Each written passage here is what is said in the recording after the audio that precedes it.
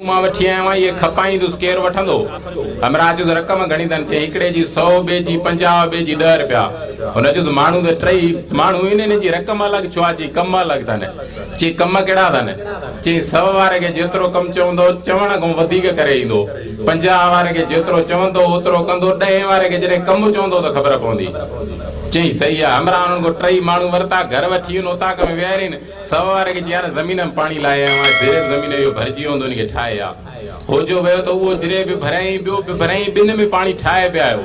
मालिक सुबह जो वेची ने बाकी 100 वारे हमरा जेतरो चयो मां उनी का वधिक कम करे आवा 50 वारे के जी काका बोतल में पानी पियो दियो तो गिलास भरे दे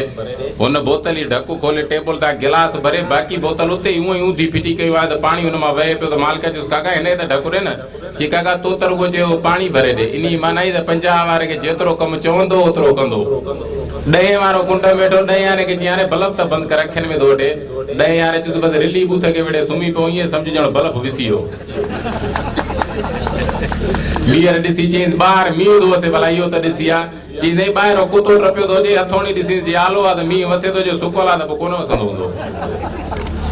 ट्रियर चीज भला अणबियो कुछ न तो करी त साइकिल मुजी बाहर भी दीदी अंदर कर बियार चीजें ने बकम मा क्या था मैं ट्रियो दु पांजो पाणा कर माना ये बकम क्या है जी के सलाह नहीं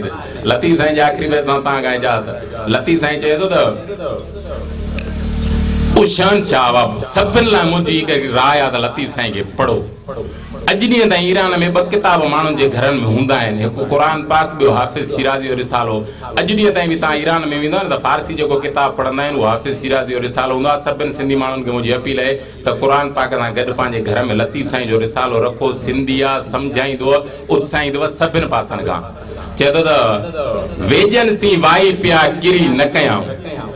अजीम इंसानन सा इनकलाबी मानन सा मिलिया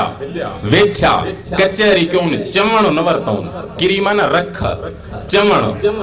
वेजन सी वाई पिया किरी न कयाऊं जे पंधु पारियाऊं त सिगाई सगा दिया जे उनन जे चयल रस्ते वेलिया त तकड़ में तंदुरुस्त हक मौजूद जीएसएन